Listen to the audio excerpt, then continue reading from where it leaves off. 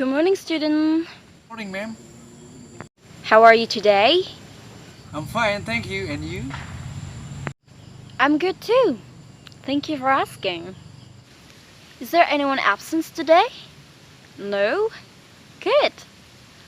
Well, today we are going to learn about human digestive system. Do you ever imagine what is human digestive system is? Do you ever think about what your food would be like after you eat it, after you chewing it in your mouth, and then after after you taste it, and then after you swallow it? Do you ever imagine what does it look like, and what your body do to the food, and what the food give to your body? Do you ever imagine that? Well, that will be explained in today's material, which is human digestive system. Human digestive system is the process of digestion that involve the digestive organ and digestive glands. Between the process and the organs and their glands is the unity of the digestive system. The process of digesting food in humans take place outside the cell, called extracircular digestion. Human digestive system composed of the digestive tract, which are mouth, pharynx, esophagus, stomach, small intestine, large intestine, and anus. We're going to learn about that later. And digestive glands, liver and pancreas.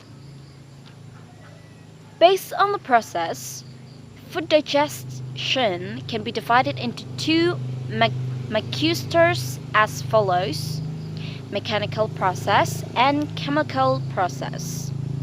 Mechanical process is mastication by the teeth with the help of tongue and packing that occurs in the stomach, while chemical process is dissolution and breakdown of food by digestive enzyme by converting large molecules of food into small molecules.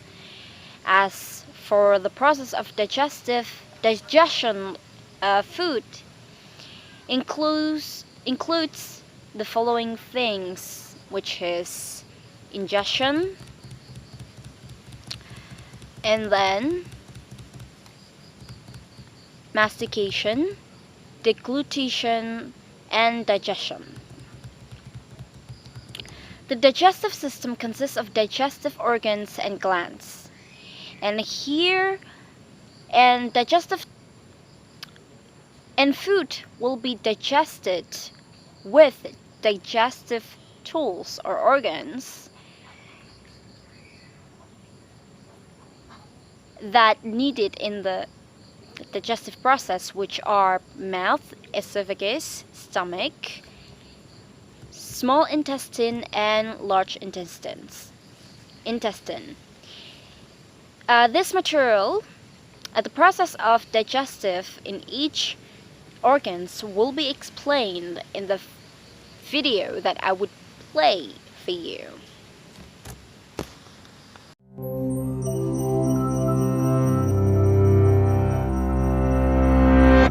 Across the whole planet, humans eat on average between 1 and 2.7 kilograms of food a day.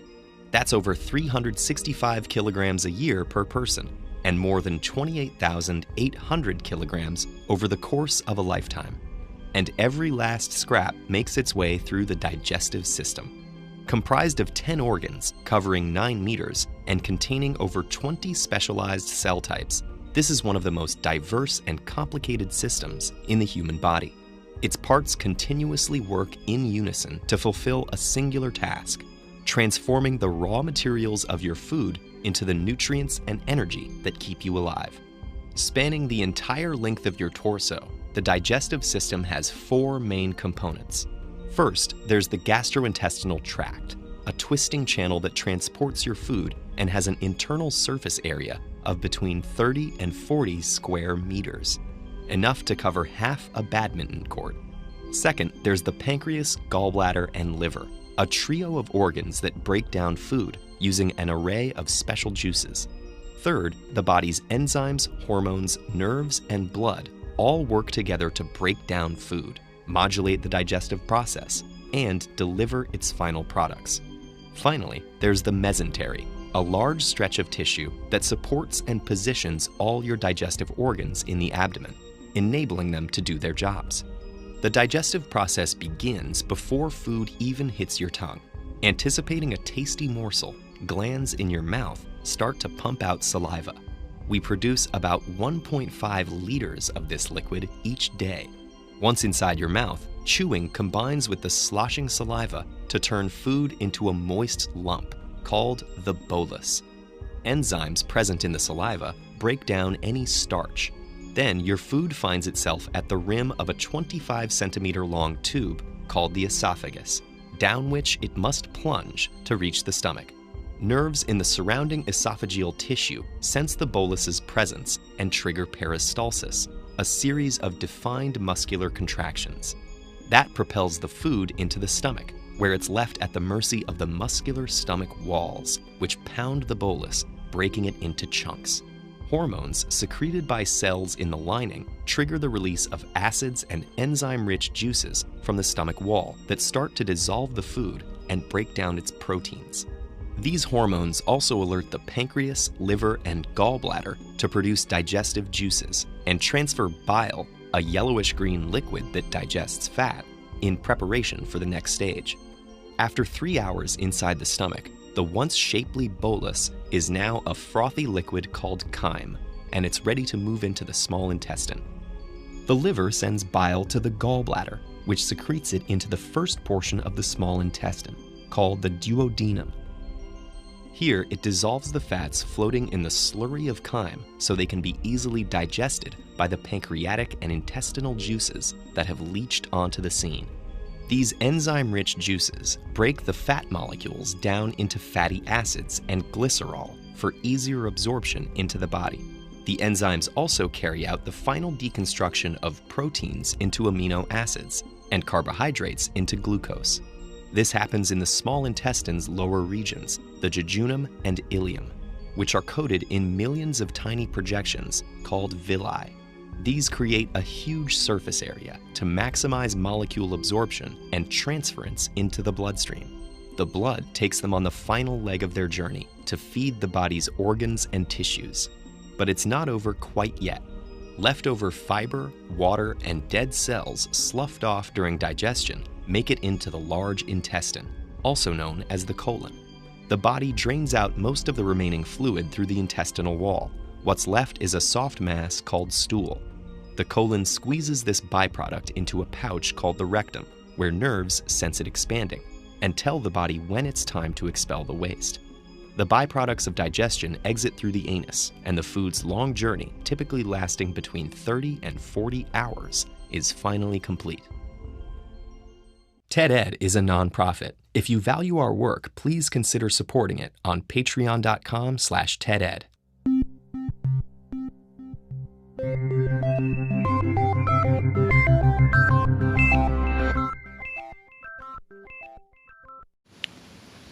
Alright.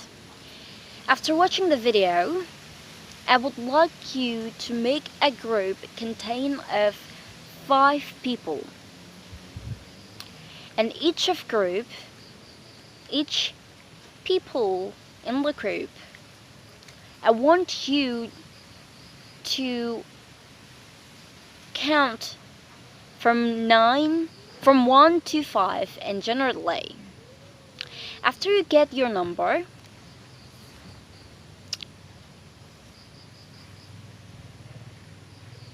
I want you to read the material. The person who get number 1 read about mouth, and the person who get number 2 will read about esophagus, And then the person who get number 3 would read about stomach, and the person who get number 4 will read about small intestine, and the person who get number 5 will read about large intestine.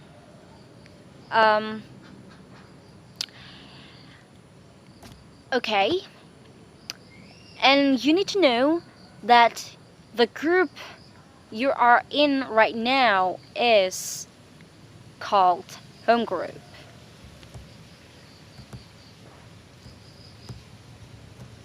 I will give you 15 minutes to read the material. Alright, 15 minutes has over. So, I would like you, all of you who get number 1, to gather with students who get number 1. And then number 2, gather around with number 2, number 3, gather around with number 3, number 4, gather around with number 4, and number 5, gather around with number 5. After you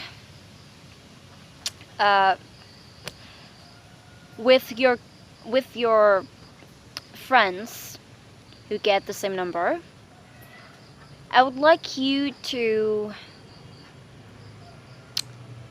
exchange informations, to discussing about the material that you have read. For example, group 1, yeah, meaning that students who read material about mouth will discuss the digestion that's happening in the mouth. And so that's number 2, number 3, and also number 4 and number 5.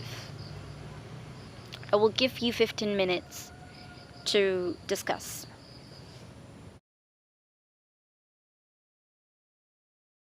Right, 15 minutes is over.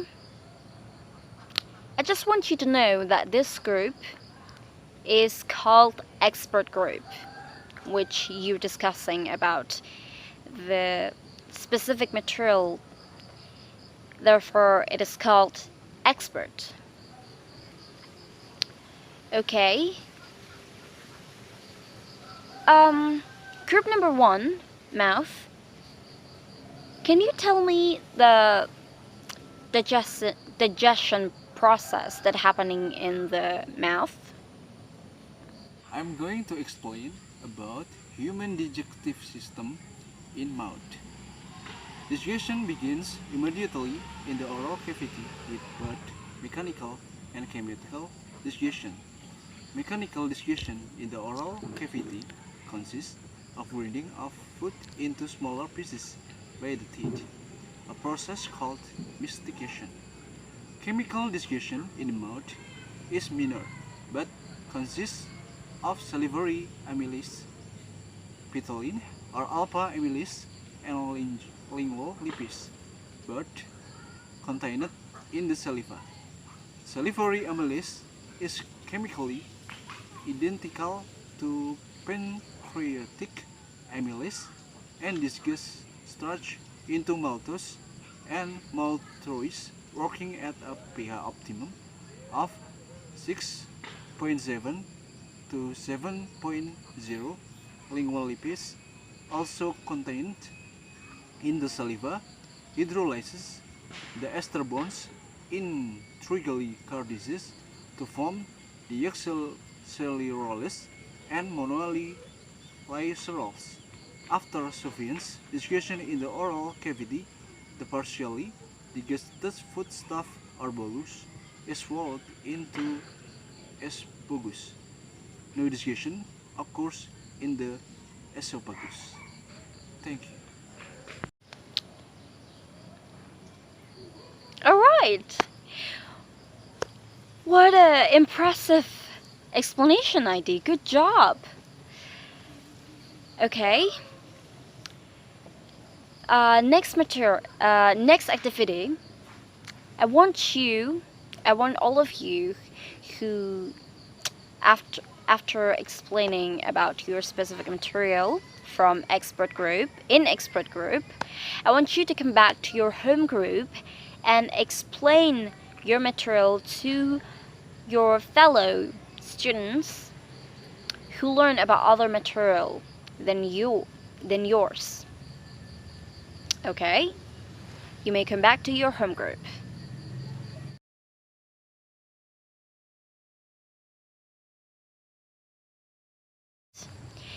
After today's material, we learn that the food that we eat is not just, disappear into nothing, but it is digested, it is processed through mouth, esophagus, stomach, small intestine, and large intestine, and it is, it's become our fuel, our energy to live our day every day.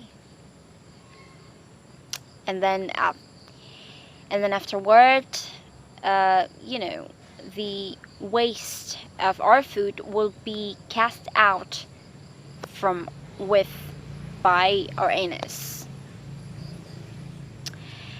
I think that's all for today. Don't forget to work your homework and submit it next meeting. And I hope you have a good day. Goodbye.